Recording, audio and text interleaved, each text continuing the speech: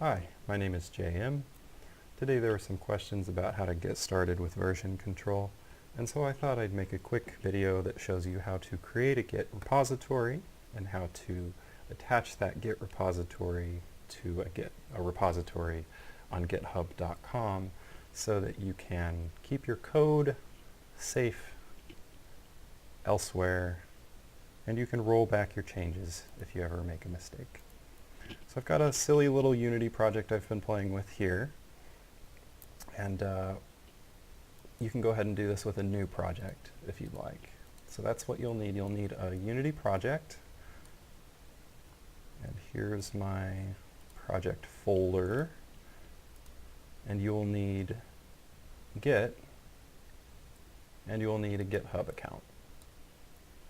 I'm recommending against using applications like GitKraken or GitHub Desktop at first, because while they're very powerful, they also allow you to make some very powerful mistakes. They could be confusing to someone who doesn't understand how Git actually works. And by using the command line, you're going to learn how Git actually works. It's going to be a better time just through using it. At the same time, I'm not assuming that you know how to navigate a Unix-style command line. While you should learn how to do this, it's not the topic of this video. Alright, so anyway, we'll close that one. So once you've got this installed, it should give you some new context options. Git bash here will conveniently just open this at the directory of your Unity project. And what we're going to do to create our Git repository is we're going to type git init. That's all you have to do. And you'll notice we have a .git folder over here. So now we have a repository. There's one other thing you need for a functional Git repository, which is you need a file that tells Git what not to include. Because right now, if we type in git status, it will show us that it includes the builds folder, the library folder, the packages folder, and projects. Well, we'll leave project setting. You want to, yeah. Many of these files are meta files that are generated by Visual Studio and Unity, and we don't want them in our repository. We just want our code and the stuff that makes our project our project. So in order to do that, we're going to make a new file. Now, it would be quicker to use the command line for this, but I'm just going to show you how to do it with Notepad. And we're going to open this file with Notepad. We're going to call this file, and in it, what we're going to do is we're going to add the directories that we don't want Unity to, or that we don't want in our repository. So we don't want the library folder, we don't want builds, we don't want obj, and in my case, I don't want assets, source art. So I don't want my art. You might want to leave your art in the repository depending how small it is. In my case, that's a folder full of 3D stuff I don't want in the repository. There used to be a folder called temp2. Anyway, yeah, that's good. I think we'll probably lose packages too. Well, no, we'll leave packages. I know you definitely want project settings. These are all of the settings for lighting, rendering, everything under editor, player preferences.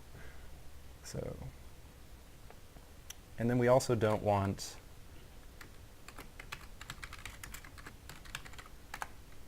by extension, we don't want SLN files, and we don't want CSproj files. These are generated by Visual Studio. Yes. All right. So yeah, what we're going to do is these pound signs make those comments, basically. We're going to save as .gitignore.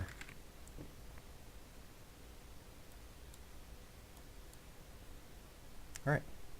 You should be able to see that this file is now marked type gitignore file. If it doesn't say this, if it says it's a text file, it won't work, it won't read it. And what you'll need to do is you'll need to type in File Explorer options. And under View, you'll find Hide Extension for Known File Types. This is just going to let you see what the actual file types are for everything on your computer, the actual extensions. I imagine most developers leave it unchecked. All right, I can delete that new text document. So now if we type git status, we'll see that those files and folders that we added are no longer being paid attention to. They're being ignored outright. Okay, cool. So that's just what we need to actually reproduce our project, to save the code anyway. All right, so it's been a few months since I did this, so you'll have to forgive me if I'm a little all over the place here. So yeah, the first thing we're going to do is we're going to make a commit, git commit, or git, no, what we're going to do is we're going to add, so when you use Git, the basic process is that you add the files, you stage them, and then you commit them. And then if there's a remote repository, you push the commit to that repository so that it's also there. So the first thing we're going to do is we're going to add git add.gitignore. And if you type status again, you'll see that it has one new file. So we're going to commit the changes to that file, and this is the part that actually adds it to the repository with a message .gitignore. Doesn't matter what you write here. You just want to describe what the changes are that you're committing. Okay, so now we have a local repository, and that's all there is to using it. But if we want to push it to a remote repository, we'll go ahead and open up GitHub here. We'll make a new repository.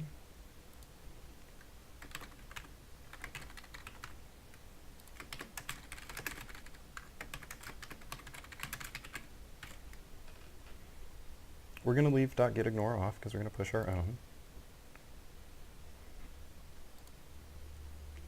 And what we're going to do is we're going to push an existing repository from the command line. So in order to do that, we'll just copy this. Paste is the middle mouse button over here. And this command is going to associate these two repositories. And for our first push, we will also need to tell Git which branch to associate the local branch with on the remote repository. So you won't need to do this more than once. Git push/u origin master. The -u part. I don't do this that much, so I'm not the best person to explain it at all. I just want to get people started. All right. So now you'll see that if we look at our repository, we've actually successfully pushed our .gitignore file, and you can see that it has the message. So away we go, right? So now we can, for future commits, we can go git add dot.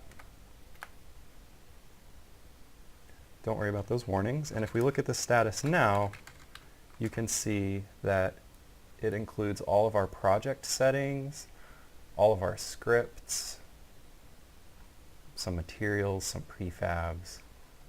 Good stuff, right? We go git commit -m. Everything is the best commit message. Typically, as you work, you'll want to make small commits that label what you've changed so that you can go back through them if you decide you made a change you don't like. And now we're just going to type git push. Okay, that's all it takes. over here, if we hit refresh, you can see that we now have everything that was added. We can go into our assets folder, we can see our scripts, and we can see the script that we don't want to lose our copy of because it's only on our computers at home. So now it's somewhere else out on the internet too. And that's the main reason to use version control. That's one reason to use version control, especially when you're working alone. It's a good backup. So, all right, so that's really all there is to it. Now you can git commit. That was a git add dot is the command that will add everything, all of the changes you've made. Then you git, just for review, commit. Then you git commit -m with a message, which if there is some change, it will actually do something with. And then you git push. Those are the 3 steps that you need to do in order to send your code to GitHub. All right, I hope I didn't make any extremely egregious mistakes. I hope that gets you started. I know it was a little confusing for me when I started and people just told me to use Git but didn't give me any more information than that. And you know, I wasn't really comfortable using the command line at that time, so yeah, there you go.